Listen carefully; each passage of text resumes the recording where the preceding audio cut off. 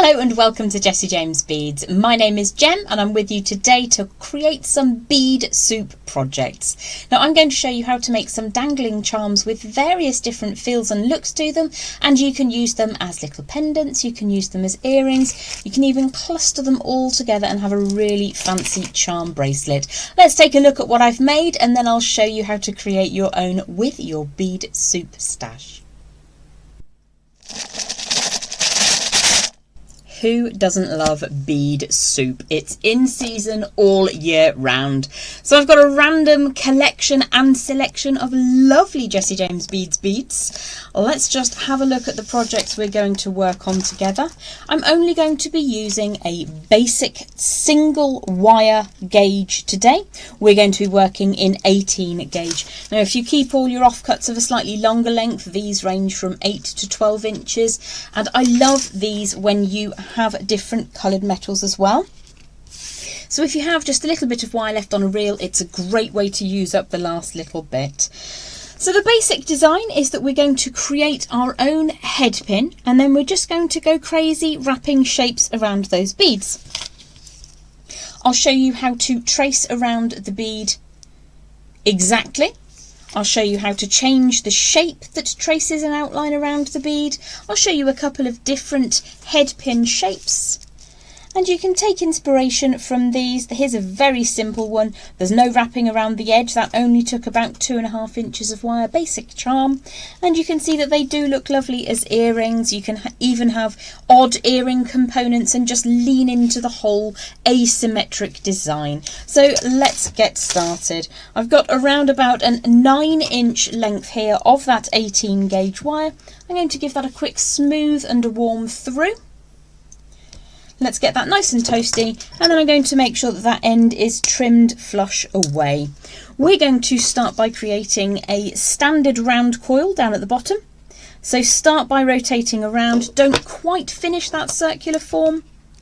Give that a quick grip and then press that into your non-dominant fingertip. You can take a lot longer if you want a perfectly round double coil. And then once you've got as many turns or rotations of that coil as you want, this is a standard round, I'll show you a diamond shape in just a moment as well. Then we're going to pull the wire away at a straight angle, and then we're going to add the bead of choice. So, I do love the sound of beads in the morning. Let's grab one of these gorgeous, it's almost like a very beautiful golden coffee bean. As a lover of coffee, that appeals to me. So what we're going to do is I'll show you how to recreate this design but with a round base. We're just going to chase up one side of the bead to give it a little bit of a highlight. So we need to ensure that there's a gap at the base between the coil and the bead and a gap at the top. Now I'm going to turn the loop sideways like so. This is perfect for earrings. However, if you want it for a charm, it's better if the loop comes forward. So just move that round through 90 degrees and it will just sit a little bit better on the wrist if you're going to use it in a bracelet. So we create the first half of that round form using those round nose pliers. Draw all the way around and we'll make a wrapped loop up at the top. Now you can make your wrap loops quite tiny if you're going to make earrings. Cuts down on the weight in the ear marginally, but it does. So let's rotate twice around that core wire. Now if you slow this down, you'll get a much neater finish than I am going for right now. So let's have a look at that design. Like I said, for me, making earrings, the loop is in the same orientation as the coil down at the bottom. So let's warm that wire through again, and I'll show you how to highlight first just the one side, and then instead of cutting away, I'll show you how to highlight that second side of the bead as well. So in this instance, we're going to trace around the outside edge of the bead. So I'm drawing the wire from the top of the core to the top of the core, and I'm just going to make sure that the bead can spin freely on either side because it's a slightly asymmetric bead. And then I'm going to pinch very firmly. If there is a slightly larger side, I'm going to lay that on top of my finger, draw that wire all the way around just the once. Now if I wanted to cut this off and just have a single side, what I would do is take that wire around to the back, trim away just right down at the bottom, and then smooth everything flat. So that's how to get the one side highlighted charm drop. Let's go for the second side so that you get a 2-in-1 on this piece. Again, I'm going to pinch the larger side of the bead into position on the side that I'm wrapping, so that I know that my bead will spin freely in whichever orientation it sits. So let's take that all the way around the larger side of the bead, from the top to the top again, over the top of that little wrapped loop we made up at the top of the core wire, and then draw the wire all the way around, take it to the back and trim away. So you have the option to do a 1 or 2-sided little highlight of your bead, and that makes a great earring finding, an earring charm drop or a drop to go on a charm bracelet. So that's one way of using up your bead soup. I have again 18 gauge round wire. This is a medium copper, and this time I have around about 10 inches. It's just the end of a reel that I'm using. For this instance, I'm going to use my standard chain nose pliers, and we're going to make a diamond shape.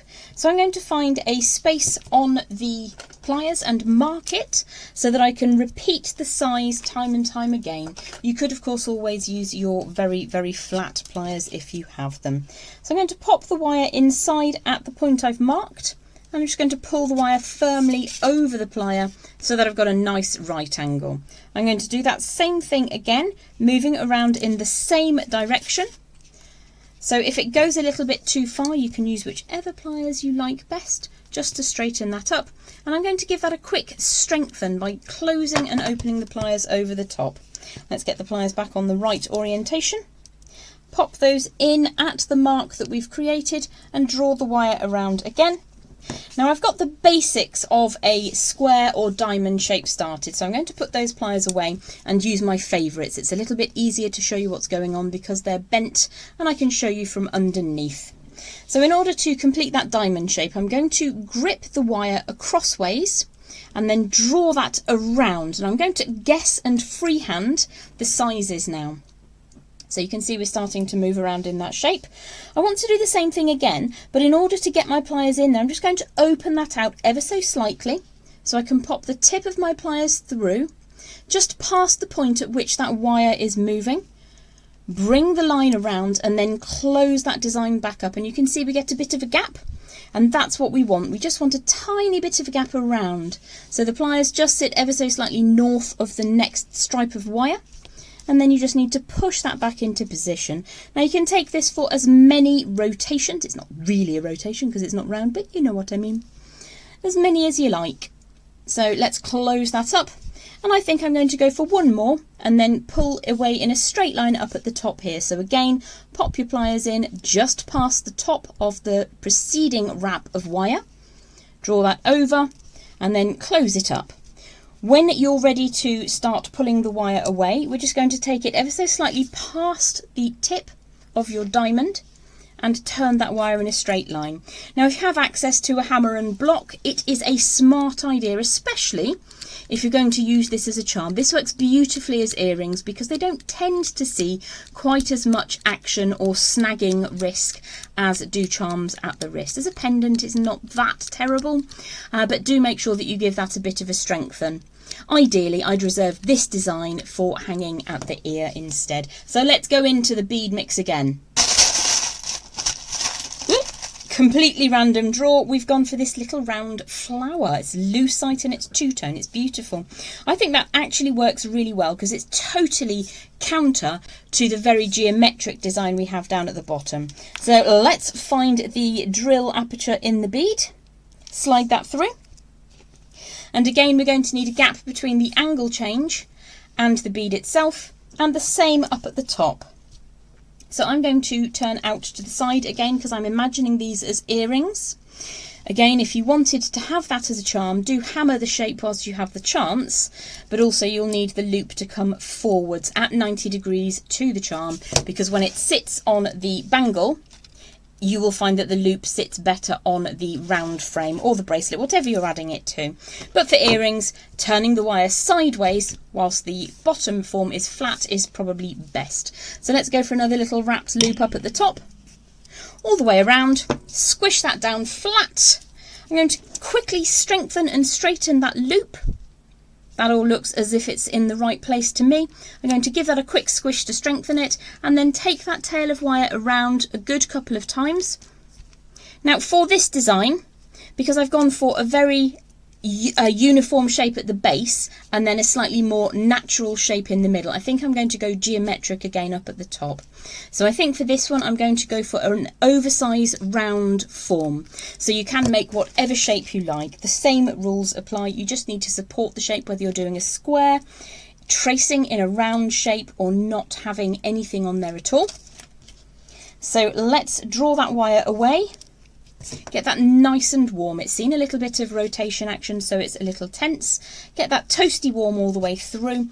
And then what we can do now is just draw that around in an oversized arcing form, like so.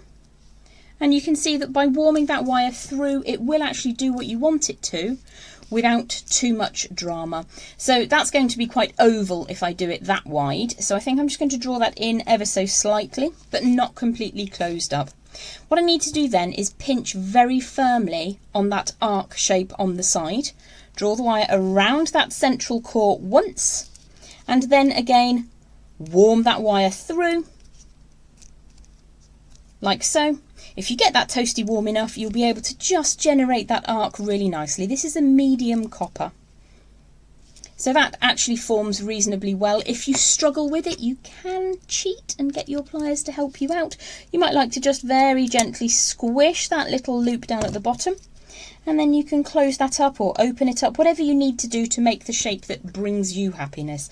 So one of the things that you can do to ensure you do get that gap to allow the bead to move is you can put your thumbnail over the top of the bead and draw the wire around up at the top around that core, taking it to the rear side again, and then you get that lovely oversized shape. It is slightly oval, I quite like it. Let's take that over to the back, tighten that coil up first, and then trim away with your flush or semi-flush cutters, like so. Almost put that in my glass of water, and then just tighten that last little coil up. So that's how you can make your various little shapes and designs. I'll show you very quickly how to create the base of the triangular form with another scrap of wire. So what I'll do for this one is have no haloing effect going around the bead. I'll just have a straight charm with your bead soup. So warming that wire through, making sure the end is trimmed away flush, and we're heading back to those ever so useful chain nose pliers. So I think I'll use the same size again. Pop that first line of wire through, very, very firm turn. Let's go for a second turn at that juncture, and then we will need to edit those angles. So I'm just going to draw those in slightly tighter, and again I'm going to revert to eyeballing that size of wire.